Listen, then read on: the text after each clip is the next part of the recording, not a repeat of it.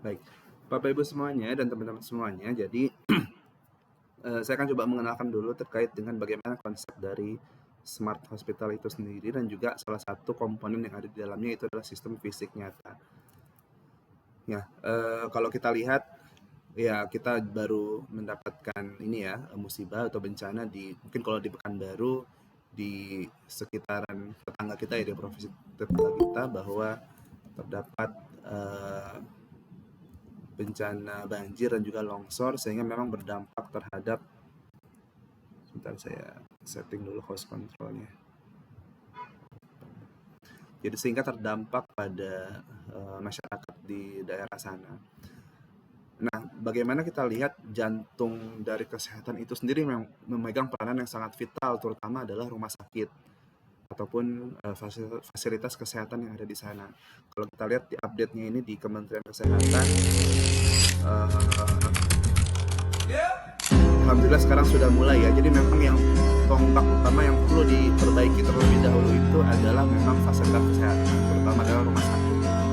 Bagaimana ketika masyarakat atau warga yang memerlukan penanganan secara cepat itu bisa segera Fokusnya adalah ditindaklanjuti. membuka UGD, membuka Tentunya layanan kalau cuci misalkan darah, rumah membuka sakit tidak instalasi berfungsi, Sudah maka bisa mulai hari ini kami akan sangat membuka pelayanan. Tentu saja pelayanan merugikan terbatas ya. sekali bagi Dan juga di masyarakat. UGD juga nanti kami akan melakukan rawat inap Di yang rumah sakit memungkinkan di untuk Tambunan dirawat di situ. Kami masih persiapan, tapi di samping juga sudah kami ada tetap melayani juga beberapa pasien yang datang ke sini tetap kami upayakan kami layani. Kami perbaikan di untuk operasional UGD RSUD-nya. kami dibantu dari Rumah Sakit Adam Malik yang kami Ini juga di Langsa Ya mau kayak mana lagi Pak, kita harus bersyukur. sudah mulai berangsur antara pulih. laki-laki portable itu yang sudah digunakan belum berfungsi kesehatan sehingga juga sudah pasien dari difungsikan. RCTI yang berkumpul ke Rumah Sakit Umum Langsa. Ya untuk dokternya, perawatnya di Nah, jadi memang dari gambaran ini yang update ya dalam beberapa hari ke belakang itu bagaimana kita melihat peranan vital dari fasilitas kesehatan khususnya rumah sakit dalam melakukan pelayanan kepada masyarakat. Nah, Ya tentunya mau kayak mana lagi Pak, kita harus bersyukur. ini yang perlu kita kembangkan ke depannya. Kita sebagai orang-orang yang nanti bergerak di bidang teknologi kesehatan, bagaimana kita bisa memperkuat ketahanan dan juga fasilitas agar memang masyarakat itu bisa mendapatkan layanan kesehatan secara baik dan secara cepat. Nah, beberapa latar belakang yang kita lihat bahwa di Indonesia sendiri itu memang fasilitas kesehatan masih dalam tahap pengembangan ya. Tapi memang kita lihat banyak sekali orang-orang di Indonesia sendiri itu tidak memilih untuk bisa berobat di Indonesia, khususnya memang yang kalangan menengah ke atas ataupun ya menengah dan juga menengah ke atas. Hampir sebagian besar memang orang itu masyarakat Indonesia malah pindah ke negara lain, khususnya di Malaysia ataupun di Singapura ataupun di negara lainnya. Terutama di Riau nih di Pekanbaru itu memang banyak sekali yang memilih berobat ke negara tetangga ya di Malaysia. Nah, ini juga sebetulnya uh, kita melihat tentunya layanan yang mungkin masih perlu ditingkatkan dan juga teknologi yang perlu kita tambahkan juga di rumah sakit di wilayah kita. Kemudian beberapa kondisi tentunya adalah keselamatan dan juga keamanan yang ada di rumah sakit yang saat ini belum terlalu bisa menjamin keselamatan gitu ya. Banyak mungkin orangnya setelah masuk ke rumah sakit malah makin parah ataupun menjadi penyebab dia bisa meninggal dunia. Contohnya adalah di Rumah Sakit Tiara, ini ada di Bekasi, ada kebakaran begitu ya. Kemudian juga bagaimana waktu COVID dulu dan tentunya juga ada kasus nosocomial disease ya, infeksi nosocomial sehingga memang banyak yang datang ke rumah sakit malah tertular penyakit baru begitu, tertular infeksi. Nah, di sini juga beberapa rumah sakit seperti misalkan kebocoran data dan juga keamanan, ada orang yang masuk begitu ya, tidak di screening dengan baik. Kemudian dari sisi teknologi kesehatannya, ini kalau kita lihat di aplikasi Aspak, ini yang merecord sarana prasarana dan juga alat kesehatan, disebutkan bahwa memang rasio bed kita di Indonesia hanya 50%. Normalnya itu bagusnya di atas 80%. Jadi banyak harusnya orang yang bisa tertangani di dalam rumah sakit kita. Kemudian misalkan masalah registrasi, kita lihat ya kita sendiri juga merasakan bagaimana kita banyak menunggu di rumah sakit itu selama rata-rata ini kalau di data kami itu sekitar 60 menit kita menunggu untuk registrasi. Kemudian untuk rawat jalan itu juga kita menunggu selama sekitar 50 menit kurang lebih. Kemudian juga ketika waktu periksa dokternya sekitar kurang lebih 15 menit. Nah tentunya ini menjadi hal yang perlu disikapi karena tentunya waktu tunggu itu sangat berarti buat pasien gitu ya. Dan ditambah juga menunggu farmasi bisa sampai 1-2 jam. Baik, jadi teman-teman semuanya, apa itu Smart Hospital? Jadi dari latar belakang yang sebelumnya itu, kita coba untuk bisa mengembangkan konsep Smart Hospital di mana seluruh kondisi-kondisi tadi bisa kita backup, bisa kita tindak lanjuti, bisa kita tangani dengan adanya Smart Hospital. Apa itu Smart Hospital? Jadi menurut WHO, jadi istilah Smart Hospital itu ditujukan untuk rumah sakit yang safe dan juga green. Kalau menurut WHO, rumah sakit yang selamat dan juga rumah sakit yang ramah lingkungan. Kemudian sehingga dari PTPI sendiri kita coba merumuskan berdasarkan kondisi di Indonesia, Smart Hospital itu adalah fasilitas kesehatan yang dibangun di atas sistem fisik nyata, sistem fisik maya, sistem manajemen organisasi dan juga sumber daya manusia yang mampu jadi bisa mendapatkan informasi, mengumpulkan informasi, kemudian mengelola informasi tersebut dan memberikan respon untuk mewujudkan layanan medis yang selamat, bermutu, aman, ramah, terjangkau, terpantau dan juga terkendali. Jadi kata kuncinya di sini adalah bagaimana informasi tersebut bisa didapatkan sebanyak-banyaknya dari sedetail-detailnya di dalam rumah sakit dan bagaimana sistem di dalamnya itu bisa memberikan respon dari informasi yang sudah didapatkan tersebut. Tujuannya apa? Tujuannya adalah bagaimana seluruh layanan medis itu bisa selamat, bermutu, aman, ramah, terjangkau, terpantau, dan juga terkendali. Nah ini juga sesuai dengan tujuan menurut Uni Eropa atau ENISA kalau nggak salah.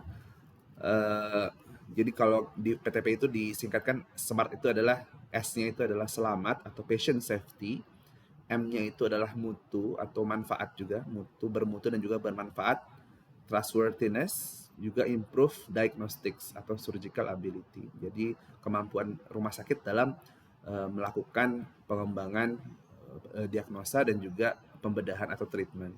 Kemudian juga aman, SMA, aman atau cyber resilient. Jadi keamanan ini berupa keamanan data, keamanan pasien begitu ya, keamanan aset, keamanan rumah sakit. Jadi seharusnya memang rumah sakit itu punya blokade-blokade ataupun zona-zona yang memang bisa bisa diatur aksesnya begitu. Tidak semua orang bisa sembarangan untuk bisa mengakses wilayah-wilayah yang ada di rumah sakit. Karena kita lihat juga ya, kita tahu di RSUD di daerah, misalkan kita lihat orang bebas saja keluar masuk. Teman kalau kita lihat di swasta, misalkan awal berus begitu ya, itu dijaga ketat. Kalau ingin masuk ke ruang rawat inap, itu memang ada penjaganya, kemudian juga harus ada jadwal gitu ya. Walaupun mungkin bagi kita itu agak merepotkan, tapi sejujurnya itu memang harusnya seperti itu. Sehingga memang kita nggak bisa tahu bahwa apa infeksi ataupun bakteri yang mungkin dibawa oleh orang luar ke dalam misalkan rawat inap begitu ya, anak-anak juga ya, dan juga masalah keamanan.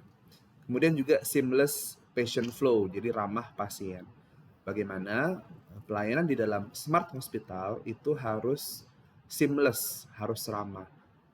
Misalkan ini juga terkait dengan misalkan teman-teman yang ada di IT ya, bagaimana membuat sistem yang tentunya tidak merepotkan bagi seluruh kalangan pasien. Dulu waktu seminar sebelumnya itu pernah kita bahas bagaimana orang tua itu kalau datang ke rumah sakit ya nggak bisa pakai teknologi begitu ya. Yang bisa pakai teknologi itu ya paling kalangan anak muda ataupun yang memang sudah menengah ke atas. Terus orang-orang yang ada di kampung misalkan ya. Nah bagaimana ketika datang ke rumah sakit atau ingin mendapatkan pelayanan di rumah sakit, itu bisa sesuai dengan apapun yang bisa dia lakukan gitu ya, sehingga memang ramah buat pasiennya ketika pendaftaran. Kemudian ketika seluruh proses administrasi, seluruh proses layanan, booking, kemudian pembayaran, pengambilan obat itu bisa seamless, kalau bisa ya tanpa ada daftar gitu ya, idealnya tanpa ada daftar, tanpa tinggal masuk saja misalkan, itu idealnya misalkan ya, tapi sudah bisa membaca sistemnya seperti itu. Tentunya nanti akan ada balancingnya ya, sebagai sejauh apa pasien itu bisa beraktivitas atau memberikan infonya, dan sejauh mana rumah sakit bisa mendapatkan data yang memang sesuai. Kemudian juga terjangkau, remote medical care. Nah, terjangkau ini dari sisi akses, dari sisi lokasi, dari sisi jumlah layanan, kemudian dari sisi biaya, itu bisa memang terjangkau. Nah, itu konsep dari Smart Hospital sendiri, SMART-nya. Jadi kita dapat melihat bahwa seluruh nanti komponen-komponen dari Smart Hospital itu, komponen-komponen yang ada di rumah sakit, semuanya itu menuju ke konsep smart ini.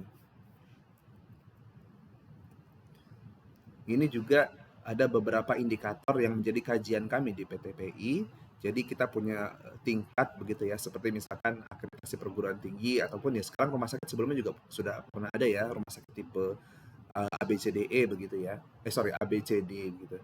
Nah, di Smart Hospital sendiri kami juga punya merumuskan beberapa tingkatan, dari mulai tingkatan dasar, media, tinggi, unggulan nasional, dan juga unggulan internasional. Di sini bisa kita lihat ada beberapa parameter seperti misalkan kesesuaian sarana prasarana dan juga alat kesehatan terhadap standar-standar yang ada. Dari standar nasional, kemudian standar internasional gitu ya. Kemudian juga bagaimana penerapan SMART-nya atau SMART-nya, mulai dari tadi selamat, aman, ramah sosial, terpantau, terjangkau, dan bermutu, serta ramah lingkungan. Kemudian level IoT, nah ini mungkin mahasiswa dosen elektromedis ya, ataupun informatika medis juga bisa menuju ke sana begitu ya, bagaimana pengembangan IoT, seluruh komponen elektronika mungkin ya, atau seluruh komponen-komponen yang ada di dalam Smart Hospital itu bisa terkoneksi secara data, secara internet begitu ya. Mulai mungkin dari yang primitif, yaitu adalah silut sensor, cuman pakai sensor-sensor saja, tapi dia belum terintegrasi misalkan ya. Kemudian meningkat ke bagaimana alat-alat seluruh komponen tersebut bisa terkoneksi, kemudian bagaimana seluruh alat tersebut bisa termanage, terkelola dengan baik. Nah, masuk kepada bagaimana bisa memunculkan decision making atau sistem pakar mungkin ya, seperti istilah yang bisa kita dengar. Dan terakhir adalah bagaimana memunculkan intelligent solution. Jadi bagaimana ada permasalahan itu bisa memberikan rekomendasi ataupun perbaikan yang ada di dalam Smart Hospital tersebut. Kemudian terkait dengan bagaimana analisis dan juga utilisasi data. Mulai dari data, mungkin rumah sakit di basic itu hanya setidaknya digitalisasi. Jadi seluruh data-data itu sudah berbasis digital. Tidak ada lagi penggunaan kertas ataupun form yang ditulis tangan misalkan ya. Kemudian meningkat kepada deskriptif, kemudian meningkat kepada diagnostik. Nah, di akhir itu adalah penggunaan AI yang prediktif dan juga preskriptif. Jadi prediktif ini hanya untuk bisa memberikan prediksi ya, beberapa untuk kedepannya itu apa kondisi yang akan terjadi. Misalkan dari sisi layanan pasien ya, dia bisa memberikan prediksi penyakit ini akan lebih tinggi atau lebih rendah misalkan kondisinya dari analisis AI-nya. Dan di akhir itu adalah AI preskriptif. Dari sisi preskriptif ini sudah bisa memberikan saran ataupun rekomendasi apa yang harus dilakukan. Misalkan obatnya itu sudah direkomendasikan oleh sistem, oleh AI misalkan. Sudah bisa misalkan tindakan selanjutnya itu apa, itu sudah bisa dipreskripsikan oleh AI. Tentunya juga masih persetujuan oleh dokter gitu ya, SDM. Termasuk juga untuk manajemen asetnya. Contohnya manajemen aset secara prediktif dan juga manajemen aset secara preskriptif, di mana nanti mungkin bisa jadi juga ada hubungannya sama keuangan misalkan ya, secara rencana, secara tindak lanjut untuk membeli alat tertentu misalkan, atau untuk bisa membuang alat tertentu. Kemudian juga ada level konektivitas dan juga level maturitas digital. Nah, ini mungkin nanti bisa dijelaskan oleh Pak Rohman terkait dengan IT-nya.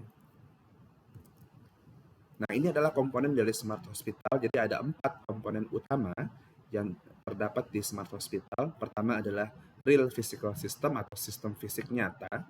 Kemudian ada Cyber Physical System atau sistem fisik maya. Kemudian ada Organization Management System, sistem manajemen organisasi, serta Human Resource dan juga sumber daya manusia. Apa itu sistem fisik nyata? Sistem fisik nyata ini adalah komponen yang berwujud fisik atau yang dapat juga disentuh terkait dengan sarana prasarana dan juga alat kesehatan. Kemudian ada sistem fisik maya atau SFM. Nah, ini adalah yang membedakan dengan rumah sakit yang non smart hospital. Mungkin rumah sakit biasa ya punya sistem fisik nyata ya, seperti bangunan dia ada, alat kesehatan ada, prasarana ada. Tapi yang membedakannya dengan smart hospital adalah dari sisi cyber physical systemnya. Sistem yang mengintegrasikan antara seluruh perangkat keras tadi atau SFN tadi, nyata tadi, dengan softwarenya, dengan perangkat lunak. Dan di dalamnya itu ada pengelolaan algoritma komputasi, sehingga bisa mengumpulkan, mengirimkan, serta mengolah, mengamankan, dan menyajikan data, serta mengendalikan sistem fisik nyatanya. Jadi seluruh SFN ini bisa dikendalikan oleh sistem fisik mayanya. Inilah yang menjadi penciri dari smart hospital itu sendiri. Nanti yang akan kita bahas dengan Pak Rohman di sistem fisik maya begitu ya. Nah, jadi sistem fisik nyata ini juga seperti yang kita ketahui ada sarana dan bangunan. Rumah sakit ya punya bangunannya begitu ya. Kemudian ada sistem kelistrikan, ada sumber daya, sistem proteksi listrik dan petir, regulator tegangan, frekuensi, filter frekuensi begitu ya. Dan juga bagaimana ada pencahayaan serta outlet listriknya. Kemudian ada sistem mekanikalnya seperti sistem proteksi kebakaran, sistem gas medis, sistem transportasi dalam rumah sakit, dan juga sistem tata udara. Jadi seperti transportasi ini ya seperti lift, kemudian eskalator, tangga begitu ya. Itu termasuk dalam sistem transportasi. Kemudian sistem ekologi. Nah, ini juga bagi teman-teman di teknik lingkungan, nanti ruang lingkupnya itu sangat berkaitan sekali dengan smart hospital ini, terutama dari sisi misalkan tata air bersih ataupun air minum, bagaimana pengelolaan air hujannya, bagaimana sistem pengelolaan air limbah dan juga air kotor, limbah B3 gitu ya, kebersihan lingkungan, sterilisasi, sistem laundry, tata ruang terbuka hijau, juga sistem pengelolaan makanan ataupun di dapur. Dan terakhir adalah ini alat kesehatan. Jadi alat kesehatan ini ya untuk teman-teman yang elektromedis juga harus bisa meningkatkan kemampuan dan pengelolaannya sehingga memang alat kesehatan ini bisa terkoneksi dengan baik di sistem smart hospital. Ini contoh misalkan ya dari sisi bangunan, mungkin teknik lingkungan juga bagi yang mungkin banyak yang beririsan dengan teknik sipil bisa juga termasuk di dalam sini, dalam bangunan ya. Contohnya misalkan dari sisi keselamatan struktur, ini harus ada sertifikat layak fungsinya yang dikeluarkan oleh lembaga-lembaga terkait. Ya, yang dinilai itu adalah aspek keselamatannya, aspek kesehatannya, aspek kenyamanannya, kemudian akses, efisiensi energi, dan juga aspek lingkungannya. Ini ada audit-audit dalam struktur bangunan. Kemudian bagaimana sistem kelistrikan di dalam smart hospital, ini teman-teman elektromedis mungkin juga masuk ke sini, tapi mungkin lebih umumnya nanti di bagian umum ya, tapi teman-teman harus tahu. Jadi rumah sakit itu termasuk dalam kategori tegangan menengah di 1 sampai 35 kV dengan kisaran daya itu 1000 sampai 60.000 kVA. Ini contoh salah satu sertifikat SLO-nya rumah sakit, suatu rumah sakit yang diambil dari suatu PT. Jadi ada sertifikat layak operasinya, SLO. Nah, ini contoh-contoh, misalkan genset pun harus terdaftar dan mendapatkan izin dari lembaga terkait. Ini terkait dengan transportasi vertikal, jadi eskalator dan juga elevator itu termasuk yang harus didapatkan izin penggunaannya. Karena ini berkaitan dengan K3 ya, K3 transportasi vertikal. Nah, berkaitan dengan alat kesehatannya, tentunya teman-teman yang di elektromedis itu harus bisa sudah untuk paham terkait dengan siklus ya dari awal sampai akhir. Bagaimana alat kesehatan ini dalam smart hospital itu harus terencana dengan baik dan juga terintegrasi dengan kebutuhan sarana prasarana. Beberapa pengalaman kami di dalam perencanaan rumah sakit itu banyak sekali orang yang membuat struktur bangunan ataupun peta tata ruang di dalam rumah sakit itu tidak menginkludkan alat kesehatannya. Padahal kalau sudah didefinisikan atau ditentukan alat kesehatannya dulu, nanti dia akan menyesuaikan struktur bangunannya. Contohnya kalau ada radiologi, tentunya perlu luas ruangan berapa begitu ya. Kemudian posisinya di mana, kebutuhan listriknya berapa, kebutuhan suhunya berapa. Karena tiap alat itu punya merek yang berbeda-beda juga. Dan kebutuhan saraf prasnya bergantung dengan merek tertentu begitu. Kemudian diutamakan memiliki konektivitas dengan sistem IT rumah sakit terkait flow data layanan dan juga kondisi alat.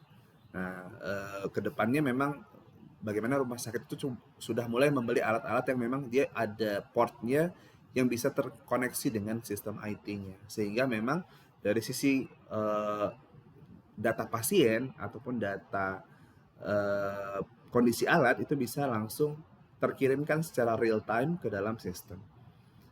Dan tentunya terkalibrasi sesuai dengan ketentuan. Nah, berikutnya terkait dengan ekologi, ini teman-teman di lingkungan, bagaimana rumah sakit juga perlu mendapatkan beberapa sertifikasi terkait dengan ekologi, seperti misalkan di sini ada anugerah ya, penghargaan terkait dengan penilaian peringkat kerja perusahaan dalam pengelolaan lingkungan hidup. Kemudian juga ada sertifikat BGH bangunan gedung hijau. Nanti bisa teman-teman pelajari nih apa aja kriteria yang harus dipenuhi untuk bisa mendapatkan sertifikat BGH. Kemudian juga contohnya di laporan implementasi bagaimana teman-teman di lingkungan itu membuat rencana pengelolaan lingkungan dan juga rencana pemantauan lingkungan di rumah sakit tersebut. Nah, ini beberapa integrasi ya dari seluruh SFN tadi. Kalau kita lihat di sini tentunya ada alat kesehatan yang langsung hubungan dengan pasien begitu ya. Ini contoh di gambaran besar dalam suatu ruangan ya. Alkes ini tentunya dia memiliki kebutuhan akan sumber daya sehingga harus dilengkapi dengan UPS ataupun stabilizer. Dan juga ada sumber dayanya ya, listrik ataupun power. Kemudian ada beberapa alat yang perlu sistem air bersih misalkan ya. Kemudian juga ada beberapa alat yang perlu sistem gas medis. Jadi ini adalah yang harus disediakan. Kemudian juga berhubungan dengan komunikasi. Komunikasinya itu apa saja? Ada data klinis, data pasien, dan juga data aset yang perlu diintegrasikan dengan sistem IT. Nah, di dalam ruangan itu sendiri juga Alkes itu masing-masing memiliki kebutuhan akan sistem pendingin udara misalnya. Jadi ada berapa suhu yang harus ditetapkan dan juga berapa kelembaban yang harus disediakan. Contohnya misalkan di ruang radiologi itu setahu saya perlu suhu dengan sampai 3 sampai berapa derajat begitu ya. Biasanya memang ada beberapa AC, tapi bagusnya memang pakai chiller atau pakai HVAC untuk bisa mengontrol suhu sesuai dengan kebutuhan alatnya. Kemudian misalkan di sini kalau di bagian radiologi ada dinding proteksi radiasinya, ada bahan pelapis dindingnya begitu ya. Kemudian nah ini berkaitan dengan di luar ruangan itu pasti koneksinya dengan sumber listrik, sumber air bersih begitu ya, dengan grounding. Ini ada tempat limbah, ada sumber gas medis dan juga dari sisi database manajemen data. Nah, jadi inilah SFN atau sistem fisik nyata yang ada di dalam sistem Smart Hospital, yang semua itu nanti akan didukung oleh sistem fisik maya atau SFN. Baik, jadi teman-teman semuanya, Bapak Ibu tentunya webinar kali ini mudah-mudahan bisa menambah wawasan kita nanti setelah ditambahkan dengan kita mendengar paparan dari Pak Rohman, bagaimana kita bisa menambah wawasan terkait dengan ruang lingkup kerja di bidang teknologi kesehatan. Kemudian diharapkan bisa juga menjadi inspirasi untuk topik penelitian dosen, ataupun proyek dosen, ataupun tugas akhir mahasiswa, ataupun capstone gitu ya. Beberapa kalau memang ingin mengambil hal yang berkaitan dengan rumah sakit. Kemudian kita juga diharapkan bisa memperkuat substansi Tridharma di prodi-prodi di teknologi kesehatan. Kemudian juga bagaimana dari hal-hal tadi kita bisa meningkatkan harmonisasi, bisa meningkatkan integrasi antar bidang ilmu di teknologi kesehatan. Baik, mungkin itu sedikit pengantar dari saya. Jadi kita akan masuk ke paparan dari Pak Muhammad Miftahur Rahman. Monitor Pak Rahman. Monitor ya. Ya. Ya, jadi terima kasih atas kehadirannya dan kesediaannya Pak Rahman. Jadi mungkin sedikit saya bacakan terkait dengan CV Pak Rahman. Ini CV yang saya ambil dari yang saya punya ya, takutnya nggak update, nanti bisa ditambahkan. Jadi Pak Rahman, Pak Muhammad Miftahur Rahman ini saat ini berlokasi di Pangkal Pinang ya Pak Rahman ya? Iya, lagi di Pangkal Pinang. Jadi Pak Rahman ini lulusan dari S1 Teknik Informatika UIN Maulana Malik Ibrahim Malang, kemudian melanjutkan S2 di Institut Pertanian Bogor IPB Ilmu Komputer. Jadi Pak Rahman ini sekarang juga mengembangkan sistem ASPAK ya Pak Rahman ya, di nasional ya, di Kementerian Kesehatan. ASPAK itu adalah bagaimana sistem yang memonitoring seluruh aset SPA ya, sarana prasarana dan juga alat kesehatan secara nasional di Indonesia begitu. Dan beliau salah satu tenaga ahli di bidang IT di PTPI. Mungkin langsung saja Pak Rahman, dipersilahkan. Terima kasih Pak Rino. Ya. Selamat pagi, Assalamualaikum warahmatullahi wabarakatuh. Selamat pagi Pak Yogi, Pak Andrianto, Pak Putra, dan Ibu Mela. Ini semua berarti dosen di Al-Insyirah ya Pak Rino? Iya. Pak Yogi, Pak Adri, ini IT nih Pak Yogi, Pak Adri, Pak Putra, Bu Mela, Teknik Lingkungan. Ya, baik. Ya mungkin ini sekedar sharing saja karena beliau-beliau semua juga expert semua kan. Jadi mungkin saya namakan sharing session saja. Karena saya kira pesertanya, saya juga lupa tanya ke Pak Rino, pesertanya mahasiswa atau dosen? Dosen mahasiswa diundang, cuman gitu, baik. Baik. Sebelumnya saya turut berduka cita Pak di Sumatera. Ya. Kemarin ada bencana. Cuman di Riau aman ya Pak Rino? Ya, alhamdulillah di Riau mungkin ada penetapan ini ya, siaga juga sih sebetulnya ya. Cuman di Pekanbaru alhamdulillah sih nggak terlalu, mungkin di daerah-daerah yang ada dampak banjir kali ini. Iya. Cuman aman saja ya Pak Rino, enggak sampai banjir gitu ya Pak ya? Ya. Pekanbaru sih kayaknya ada beberapa yang banjir wilayahnya ya. Baik. Izin saya share screen untuk penyampaian sharing materinya.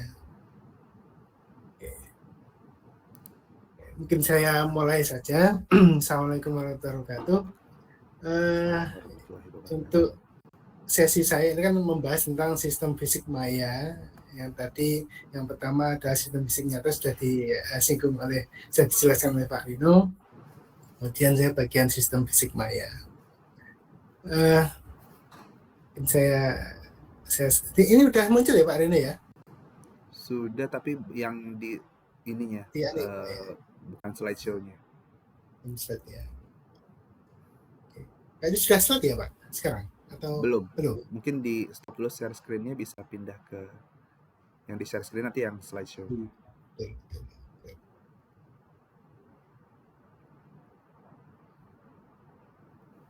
Atau ini yang dari screen aja.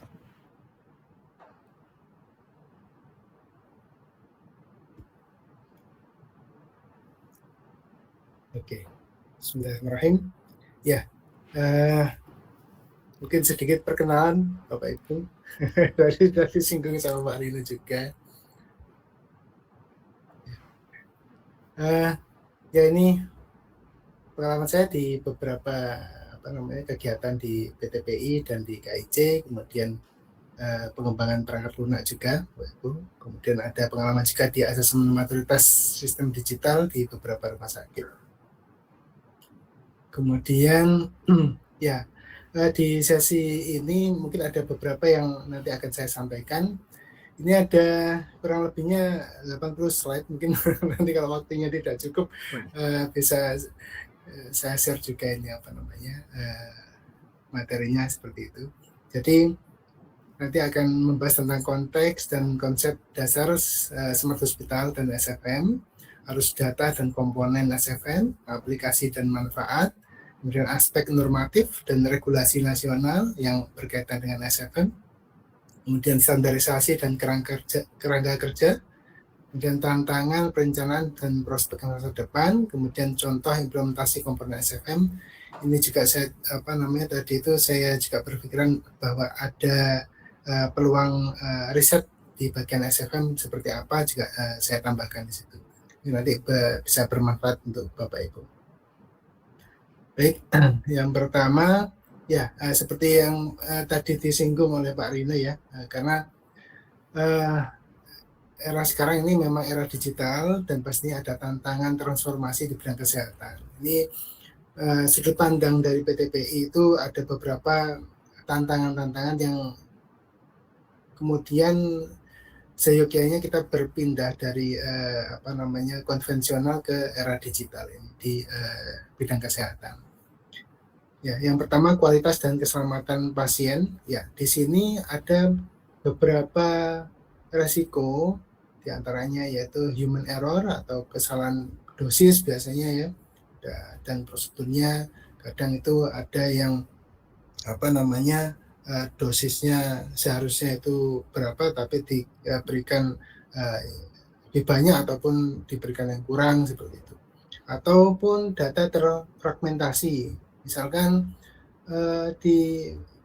kalau yang kami amati di beberapa fasilitas pelayanan kesehatan itu ada rekam medis sendiri, kemudian ada labnya sendiri, kemudian farmasinya sendiri, jadi tidak saling terhubung data di antar semuanya sistem tersebut. Jadi itulah yang kemudian menjadikan kesulitan ya, menjadi ada tantangan tersendiri di situ, sehingga proses layanan itu menjadi terhambat, kemudian pasien juga menunggu obatnya juga terlalu lama karena datanya tidak terhubung secara otomatis seperti itu. Kemudian yang kedua adalah efisiensi operasional. Contohnya ini waktu tunggu yang panjang ya, antriannya itu panjang, padahal itu kan bisa diefisiensikan, misalkan pendaftaran via online, kemudian dengan sistem antrian yang berbasis AI, mana yang didahulukan, misalkan ada yang yang sakitnya lebih parah atau sakitnya yang sedang seperti itu, mana yang harus didahulukan seperti itu kan bisa diefisiensikan seperti itu. Kemudian di bagian biaya kesehatan yang meningkat ya, beban operasional tinggi, misalkan ketika ada proses manual yang kemudian menghambat kinerjanya ya, sehingga menjadi lebih lama seperti itu. Kemudian kebutuhan aksesibilitasnya juga terkendala, misalkan layanannya belum bisa menjangkau dari semua lapisan masyarakat seperti itu adalah tantangan-tantangan di sudut pandang daripada PTPI untuk kenapa harusnya ada Smart Hospital seperti itu. Kemudian tadi juga sudah disinggung dari Pak Rino, konsep dasar Smart Hospital. Memang di Smart Hospital itu ya hampir semuanya memang dibutuhkan teknologi yang terlibat di dalamnya. Misalkan ada IoT, ada AI, ada Big Data ya. Kemudian yang tujuannya adalah untuk optimalisasi operasional, kemudian kualitas perawatan dan pengalaman pasien ketika perawatan seperti itu. Ya, kemudian ada transformasi, apa sih yang harus kita transformasikan di dalam layanan tersebut? Ya, antaranya yang pertama adalah transportasi klinis ya, yaitu peningkatan kualitas diagnosis, pengobatan dan keselamatan. Kita sekarang sudah zamannya AI ya, Bapak Ibu mungkin sudah familiar dengan AI. Nah, itu bagaimana AI tersebut bisa kita bawa ke dalam layanan kesehatan seperti itu. Kemudian transformasi operasional, ada efisiensi alur kerja, manajemen aset dan pengurangan biaya operasional seperti itu. Kemudian transformasi pengalaman, yaitu kenyamanan, kemudahan bagi staf maupun pasien, sehingga dari transformasi pengalaman ini yang perawat ataupun yang dokter itu seharusnya merawat dan seharusnya mengobati, kan begitu ya. Bukan berarti kemudian perawat diposisikan sebagai admin atau banyak yang harus dikerjakan sebagai administrator seperti itu, sehingga nantinya diharapkan dengan adanya SFM Smart Hospital ini, perawat tugasnya merawat, dokter tugasnya mengobati seperti itu tetap berada di tupoksinya masing-masing begitu. Tidak kemudian perawatnya menjadi administrator seperti itu. Kemudian ya, fokus utama Smart Hospital yaitu pasien sentris ya. Jadi ini adalah pengalaman yang pengembangan atau layanan yang memang sudut pandangnya adalah sudut pandang kebutuhan pasien seperti itu. Bukan lagi sudut pandang kebutuhan operasional rumah sakit maupun layanan kesehatan seperti itu. Sehingga ketika sudut pandangnya adalah berorientasi kepada kebutuhan pasien, maka layanannya diharapkan lebih bagus, lebih optimal seperti itu. Kemudian operasional cerdas ya, ini ada otomasi, ada efisiensi sumber daya dan lain sebagainya. Jadi berkaitan dengan ini di otomasi ya, memang kalau dikatakan bahwa ketika ada otomasi maka nanti akan mengurangi pekerja seperti itu ya. Tapi sebaliknya dari itu, bahwa otomasi ini adalah tujuannya untuk menempatkan sesuatu pada tempatnya seperti itu. Misalkan perawat ya tempatnya untuk merawat seperti itu ya. Yang lainnya supaya dikerjakan dengan sistem maupun robot seperti itu. Kemudian efisiensi sumber daya misalkan ya, energi. Kita juga bisa mengontrol suatu ruangan di suatu gedung rumah sakit seperti itu, mana titik-titik mana yang menjadi beban energi yang berlebih seperti itu. Dengan cara dengan cara integrasi sistem. Jadi ketika sistem fisik nyata yang dijelaskan oleh Pak Rino tadi itu bisa dikontrol melalui sistem fisik maya, sehingga pada suatu titik-titik tertentu yang berkaitan dengan efisiensi energi ini bisa diminimumkan atau dioptimalkan penggunaan energinya sehingga tidak boros seperti itu. Itu bisa dikontrol di satu dashboard misalnya. Jadi di setiap lantai rumah sakit itu energinya yang paling banyak digunakan yang mana seperti itu. Atau jangan-jangan di satu titik itu ada energi yang ini orangnya jarang menggunakan ruangan tersebut, tetapi energinya selalu digunakan. Nah, itu kan bisa dikontrol juga kan seperti itu. Ya. Kemudian infrastruktur terintegrasi, ya. Adanya jaringan, server, kemudian sistem informasi yang bisa mencakupi semua yang ada di suatu rumah sakit seperti itu. Baik. Ya, ini suatu gambaran atau visi dari Smart Hospital yang tadi disinggung oleh Pak Rino juga, bahwa Smart Hospital itu dari kata SMART gitu ya, selamat, bermutu ya, mutunya itu yang diambil bermutu, kemudian aman, ramah, dan terjangkau. T-nya itu bisa terjangkau, terkendali, terpantau, dan lain sebagainya. Ya. Nah, jadi dari unsur selamat itu misalkan ketika kita berbicara dengan konsepnya SFM, maka misalkan ada sistem peringatan dini atau pemantauan real time ya, dan pencegahan medical error misalkan. Barangkali dari SMART ini ada ide dari Bapak Ibu sekalian untuk pengembangan prodi maupun pengembangan daripada penelitian seperti itu ya. Konsep-konsep dari sini silakan bisa digunakan.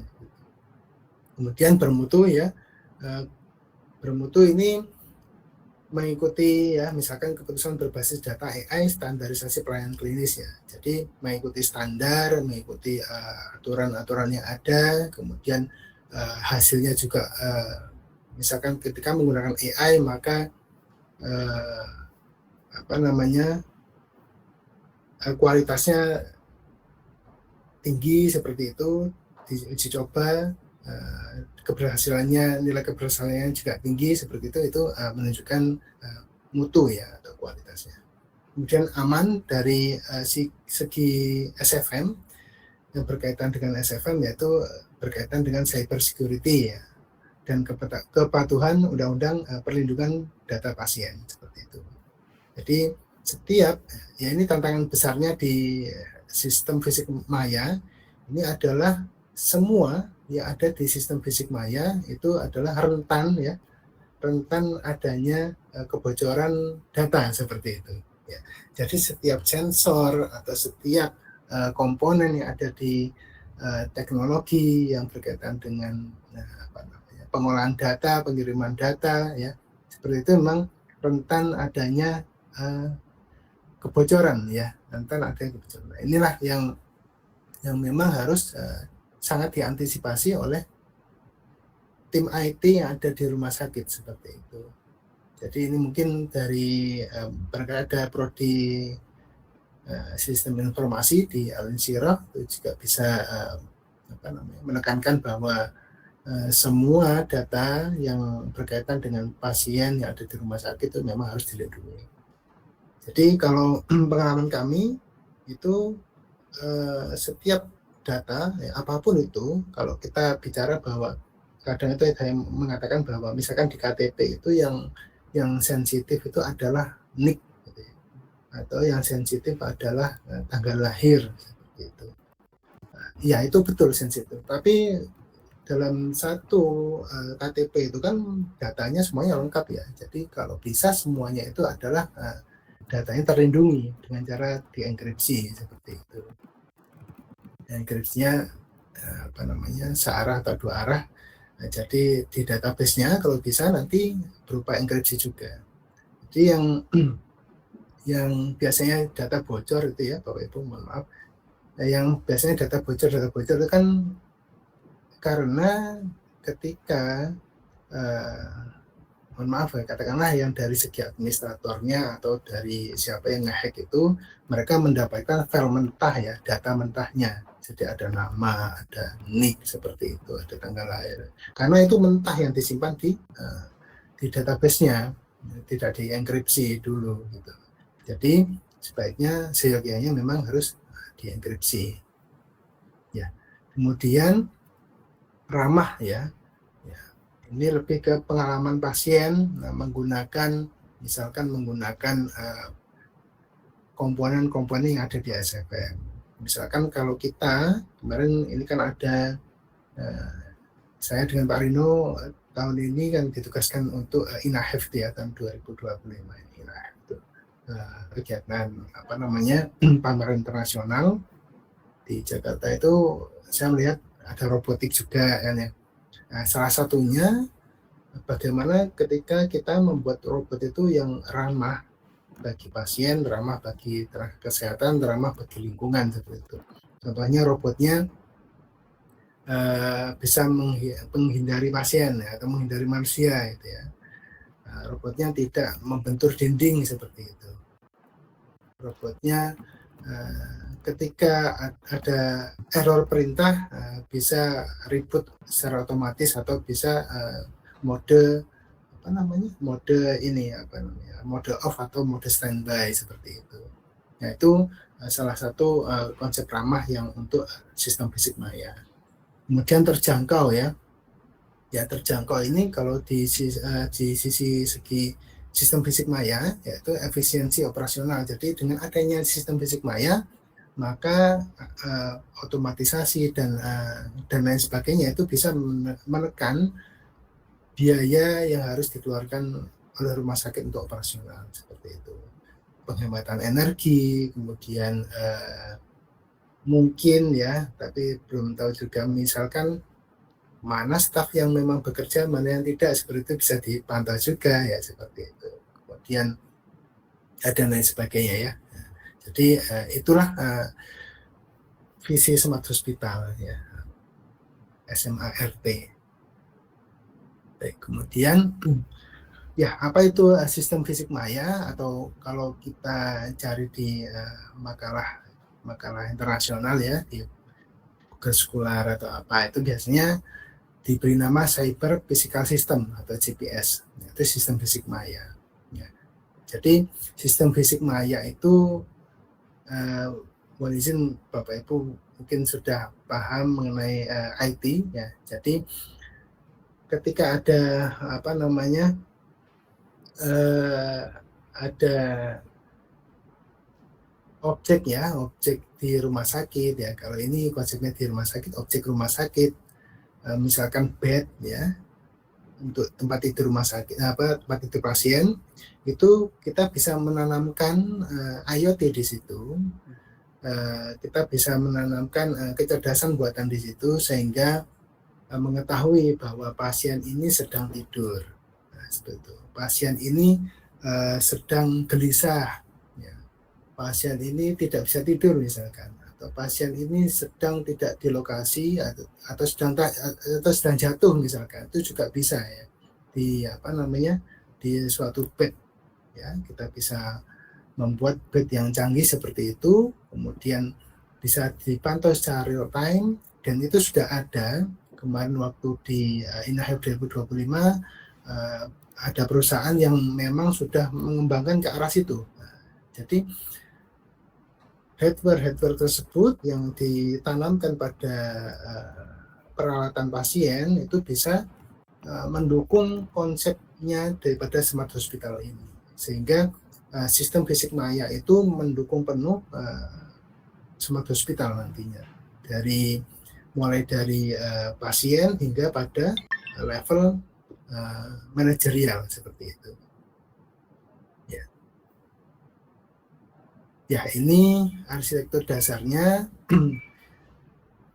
Tadi mungkin sudah disinggung juga oleh Pak Rino, karena di SFM ini tidak bisa lepas juga daripada SFN ya, sistem fisik nyata.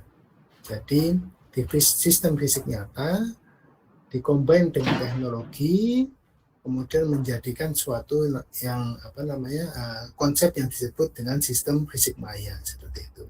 Jadi di dunia fisiknya ini ada gitu, ada bed ya, kemudian ada monitor pasien, ada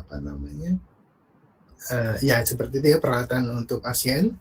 Kemudian ini dihubungkan dengan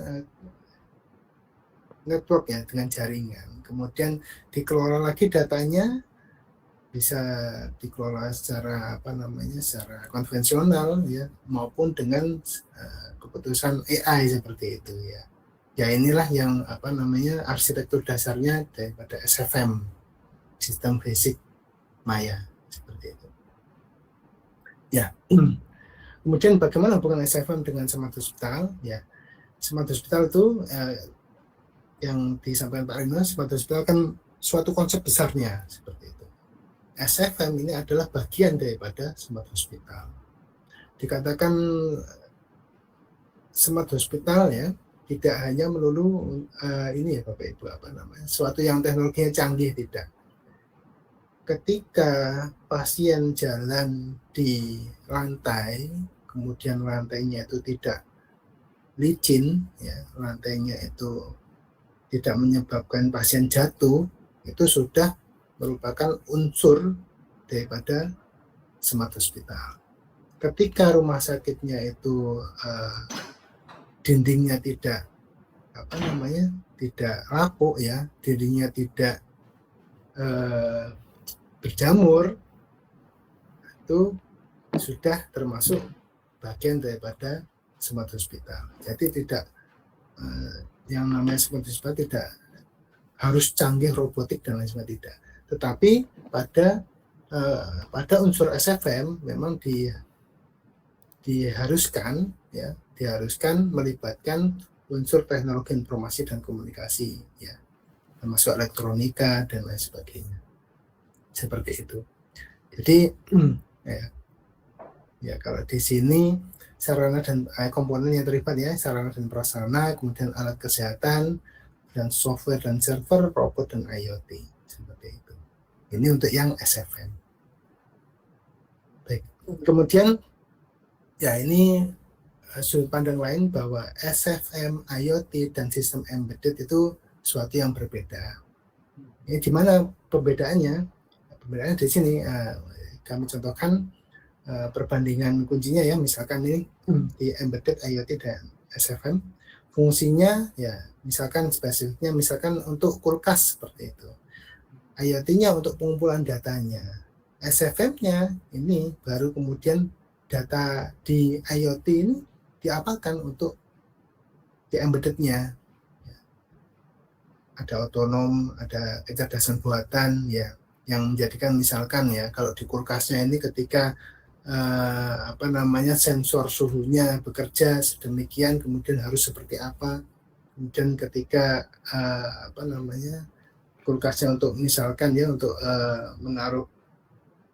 menaruh obat atau menaruh misalkan di ruang laktasi seperti itu, nah itu suhunya berapa optimalnya yang paling bagus dengan jumlah unit obat atau misalkan kalau di ruang laktasi itu botol-botolnya itu berapa jumlahnya terisi, itu bisa SFM inilah yang nantinya akan bekerja seperti itu. Ini perbandingan antara SFM, IoT dan sistem embedded. Kemudian ya ini yang tadi ya sudah saya sampaikan, arsitektur lapisan inti sistem fisik maya, ada lapisan fisik, lapisan jaringan, kemudian lapisan softwarenya, cyber layer-nya. Ya, kalau di cyber layer ini ada AI dan ya ada cloud, big data dan lain sebagainya. Ya, ini adalah fungsi daripada AI yang digunakan untuk healthcare. Di antaranya untuk analisis prediktif, kemudian untuk otomasi proses, ya, kemudian untuk personalisasi. Yang tantangan terbesar di sini dari ketiga ini adalah personalisasi ini. Apa itu? Ya, kalau analisis prediktif, ketika ada data, gitu. Otomasi proses, ya IoT tersebut ya. Kemudian untuk personalisasi ini, bagaimana SFM ya itu bisa memberikan layanan yang terpersonalisasikan seperti itu. Jadi setiap pasien itu mendapatkan layanan yang berbeda-beda meskipun bisa jadi sakitnya sama. Ya, bisa jadi sakitnya sama tetapi lainnya berbeda-beda. Kenapa? Misalkan dari segi usia beda, dari segi dari segi ada restriksi obat ya itu misalkan makan obat A kemudian menjadi gatal ya seperti itu. Nah, itu bisa jadi berbeda-beda. Kemudian dari kesehatan tubuh yang lainnya berbeda-beda. Jadi dari gen pun ya, ketika kita bermainnya sampai ke level genetika, maka itu bisa digunakan untuk personalisasi ya, perawatan terpersonalisasi bisa betul-betul dimanfaatkan di situ. Jadi setiap orang meskipun sakitnya sama-sama sakit diabetes misalnya atau sama-sama sakit jantung, tetapi mungkin treatment yang diberikan kepada setiap orang itu berbeda-beda. Nah itu seharusnya kan seperti itu ya idealnya seperti itu. Jadi tidak semua orang yang misalkan sakit jantung diberi obat yang untuk pengencer darah itu ya. Nah itu semuanya sama gitu kan. Sakit biasanya ini harus dihabiskan Pak untuk 10 dosis misalkan. Tetapi ternyata kan setiap orang itu berbeda-beda, usianya ada yang berbeda. Ketika kita lanjutkan dengan obat tersebut, maka bisa jadi malah menurunkan kesehatannya karena terlewat gitu ya. Seharusnya itu diberikan cukup 5 hari, itu diberikan sampai 10 hari. maka itu malah sakit semua badannya. Nah, itu yang diharapkan daripada SFM ini ya. Jadi bisa memberikan perawatan terpersonalisasi seperti itu. Oke, ya. Area integrasi AI ya, ini ada untuk diagnosis dan deteksi, kemudian ada terapi dan perawatan, ada bedah. Nah, ini bedah ini menggunakan robotik ya. Ada imaging. Nah, ini untuk dicom, PACS ya seperti itu. Ada telemedicine. Nah, ini beberapa rumah sakit yang pernah bersinggungan dengan PTPI. Hanya kurang lebihnya 30 atau 40% ya yang memang menggunakan area integrasi AI seperti ini. Ya, kalau robotik bedah malah sepertinya belum ada sama sekali ya di Indonesia. Kalau telemedicine ada beberapa, memang mereka menggunakan telemedicine. Di beberapa rumah sakit vertikal di Indonesia pernah kami ajak diskusi itu, ada beberapa yang menggunakan telemedicine. Itu pun terpisah daripada sistem utamanya. Ya, ini yang kami sebut tadi itu adalah terfragmentasi. Jadi ketika pasien itu mau konsultasi, maka mulai dari awal lagi, menceritakan lagi. Nah, itulah kelemahan di sistem kita ya. Seharusnya itu pasien langsung bisa melanjutkan perawatan sebelumnya tanpa harus menceritakan ulang, karena ketika bercerita bisa jadi ada yang terlewat seperti itu. Nah, itu seharusnya sudah bisa langsung terotomatisasi. Itu di levelnya rumah sakit vertikal ya Pak Ibu. Apalagi di rumah sakit daerah kan gitu ya, mungkin bisa memang tidak ada sama sekali. Ya, ini jadi Kementerian Kesehatan RI ini mengeluarkan panduan yang namanya Digital Maturity Index ya, DMI. Bapak sudah tahu ya. DMI ini untuk mengukur seberapa maturity, seberapa handal digitalisasi yang ada di fasilitas kesehatan ya, yang Kemenkes keluarkan. Ini levelnya kalau di DMI ini 0 sampai 5 ya, 1 sampai 5. Ini berbeda lagi dengan konsep digital maturity-nya dari HIMSS ya. Nah, yaitu yang standar global. Kalau standar global itu 0 sampai 7. Mulai dari tidak memiliki apa-apa, semuanya menggunakan kertas, sampai kepada preskriptif ya. Nah, sampai kepada AI, robotik, dan preskriptif. Sehingga bisa bukan lagi untuk prediktif ya, tapi preskriptif. Harusnya seperti apa, seperti memberikan saran, seperti itu. Ya. Jadi di Digital Maturity Index ini yang digali oleh Kementerian Kesehatan itu diantaranya keterpaduan data ya, dan interoperabilitas. Nah, ini interoperabilitas ini berkaitan dengan satu sehat ya. Jadi satu sehat ya sementara itu. Jadi bagaimana sistem RMA yang ada di fasilitas layanan kesehatan ini sudah interoperable belum dengan sistem yang ada di satu sehatnya Kemenkes. Itu masih untuk satu sehat ya. Tapi ke depan dengan adanya konsep smart hospital ini diharapkan interoperabilitasnya tidak hanya sebatas dengan satu sehat saja, tetapi interoperabilitas dengan semua semua komponen atau semua unsur yang ada di dalam rumah sakit tersebut. Ya. Jadi sistem monitoring daya misalkan kelistrikan itu interoperable dengan dashboard yang ada di rumah sakit ya. Dashboardnya manajerial ya, seperti itu. Kemudian misalkan lagi alat-alat kesehatan ya, atau bed atau apa ya yang bisa seharusnya bisa interoperable dengan sistem RMA seperti itu, sehingga semuanya dalam satu rumah sakit itu bisa dimunculkan dalam satu dashboard yang bisa dilihat oleh level manajerial, sehingga di level manajerial itu mudah ya untuk mengambil keputusan seharusnya rumah sakit ini berjalannya seperti apa, itu bisa lebih mudah. Mungkin sambil saya singgung untuk ini ya, untuk apa namanya interoperabilitas, mumpung saya tadi juga lagi buka aspek ini Bapak Ibu.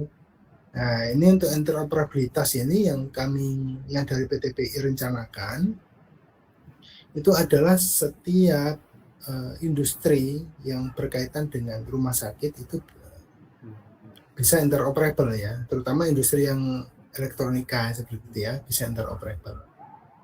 Ya, kenapa harus interoperable? Yang pertama memang dari Kemenkesnya, dari pihak rumah sakitnya itu bisa mengelola dengan pasti. Ya ini tantangannya adalah yang pertama kemauan dari industri, yang kedua itu adalah kemauan daripada SDM-nya sepertinya. Ya. Ketika semuanya itu interoperable, jadi semuanya itu bisa dilihat secara otomatis ya di dashboard. Tidak lagi kemudian melakukan pengadaan yang seharusnya alat tersebut masih bisa digunakan, tapi sudah dilakukan pengadaan. Seharusnya alat tersebut harganya sekian, tapi pengadaannya harganya berlebih. Seperti itu interoperabilitasnya ya. Kalau dari segi industri, sebenarnya juga ketika kami berdiskusi dengan mereka sebenarnya juga sangat sangat senang gitu, karena dengan adanya interoperabilitas mereka juga bisa mengakses ke data yang nasional seperti itu seharusnya, tapi nanti regulasi mengatakan lain mungkin ya, regulasinya tergantung regulasi nanti ya. Jadi di keuntungan untuk industri nantinya adalah data kebutuhan pasar lebih akurat ya.